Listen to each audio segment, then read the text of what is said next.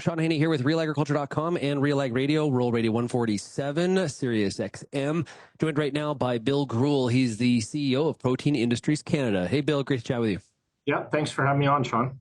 Hey, I'm always interested in getting an update on what's going on right now in the plant protein sector. And I actually, sidebar, I found this interesting. I was reading on the Real Agriculture, the Real Ag Radio News the other day, that a lot of the meat industry has actually turned their attention from battling against plant proteins. They don't see that as the enemy anymore.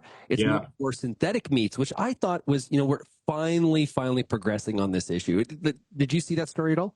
Yeah, I didn't see it, but I'm not surprised. And I think the other trend that we're seeing in the meat sector with the cost of meat is that there's now a move to blended products again. We saw this at the start of the pandemic, but the taste and texture wasn't there. But I think more and more meat companies are looking at the opportunity for blends with plant-based protein to reduce cost of goods. But I hadn't seen that actual story, Sean. So in the plant protein sectors, as the industry evolves, there's going to be opportunities, there's going to be some barriers. Yeah. And we're going to talk about one of each of those here today. First, let's talk about the opportunity for plant proteins in the Indo-Pacific region. We saw Canada, Agriculture Canada just open up an office. Yeah. Minister Ng was over in the region. Why is that such an opportunity for the plant protein sector? Yeah, I think it's a sheer number of consumers, right? You look at the ASEAN region. So the Indo-Pacific is the big region that encompasses, the more mature markets of India, China, Japan. If you break that down specifically to the ASEAN region or Southeast Asia, that's 10 countries. It's 675 million consumers. And, a lot of people emerging into the middle class in that sector. So it's a combination of both large population, but a large population transitioning to the middle class. And we all know that as people emerge into the middle class, they've got more disposable income, and they spend more of that disposable income on food and a disproportionate amount on protein.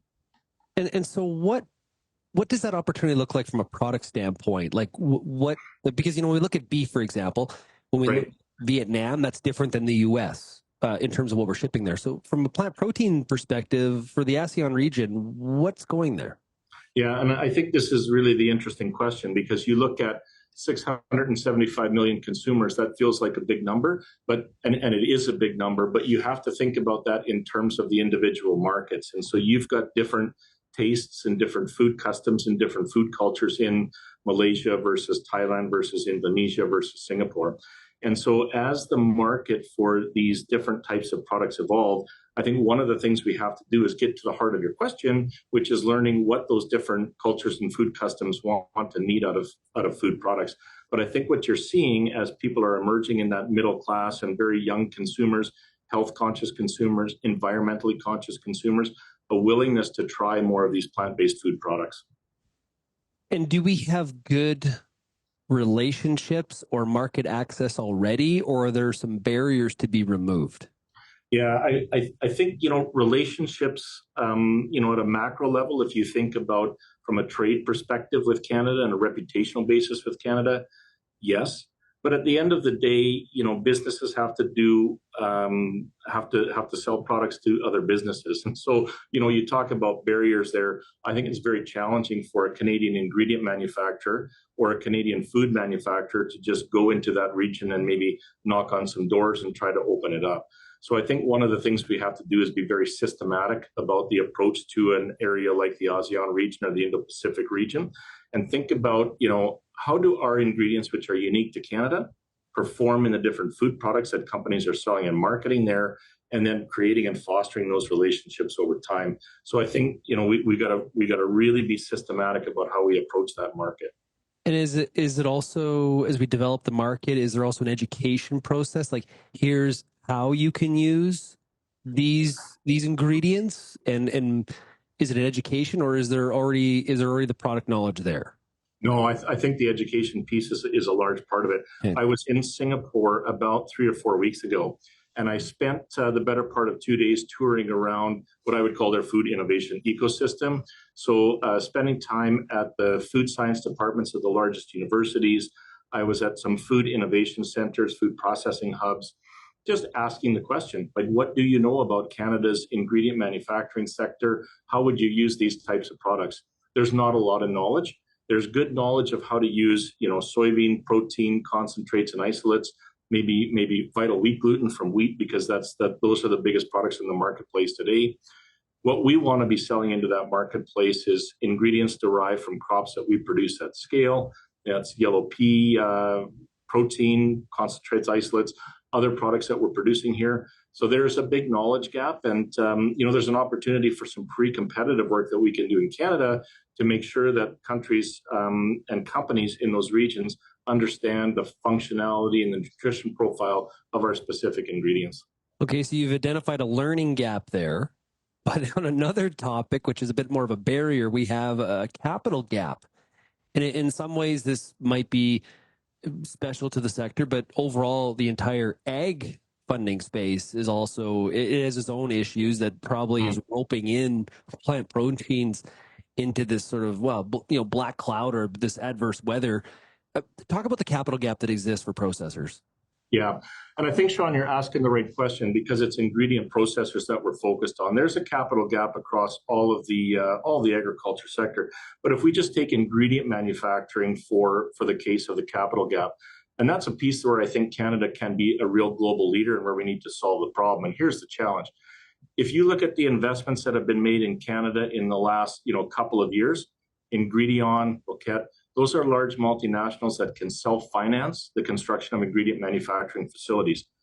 At Protein Industries Canada, we've funded and supported a number of new and novel startup companies in the ingredient manufacturing space that want to take their technology from proof of concept to scale up to commercial size.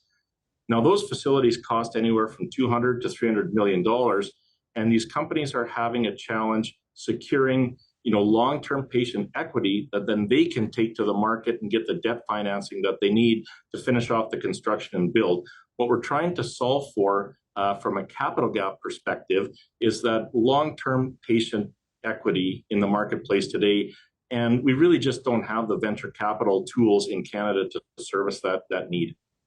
So what are some potential options there? Is it finding the funding outside the country? Is it a case to attract that capital, more domestic players to consider? Maybe you're funding other industries to consider agriculture, or what's some of the solutions then? Yeah, I think it's all of those. I think we've got some really successful federal lending institutions in this country. Farm Credit Canada, Export Development Canada, Business Development Bank of Canada.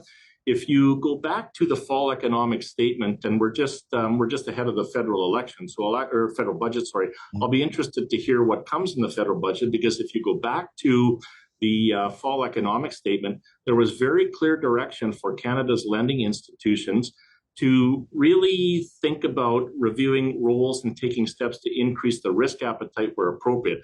I think there's a real opportunity for our federal lending institutions to take more of a risk profile in an industry that we've all said is a growth opportunity for this country. Now, does all that capital have to come from Canada?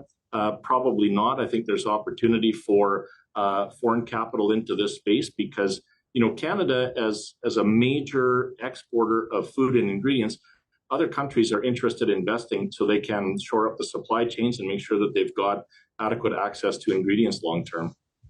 Bill, what happens if the gap isn't filled? Like, where does that put us?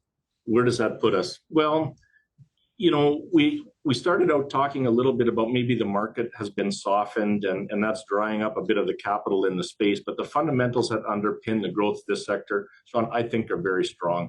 And so what we're going to see is a return to a growth trajectory in the plant-based food, and there's going to be some investments made in the next 5 to 7 years.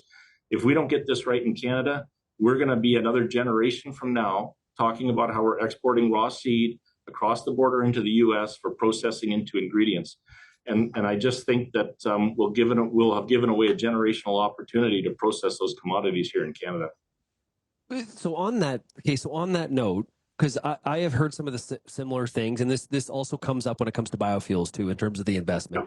Yeah. And then there's a very short step into Canadian capital or processors in this example having to compete versus, say, the IRA in the U.S. and that access and that to that pool of money. Is that a factor in this?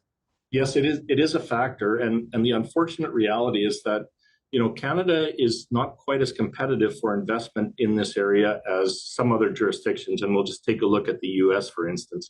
The cost of building processing infrastructure is higher in Canada. A lot of that's driven by the exchange rate. So the equipment that's coming into these facilities is all priced in US dollars.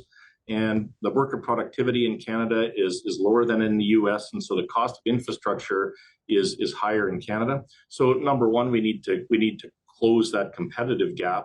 But I think more importantly, we need to create the tools and mechanisms to get that investment here in Canada. Because once the facility is built, we've got the commodities, we've got the sustainability advantage, we've got good access to distribution and transportation infrastructure. So once the processing infrastructure is built, we can be competitive.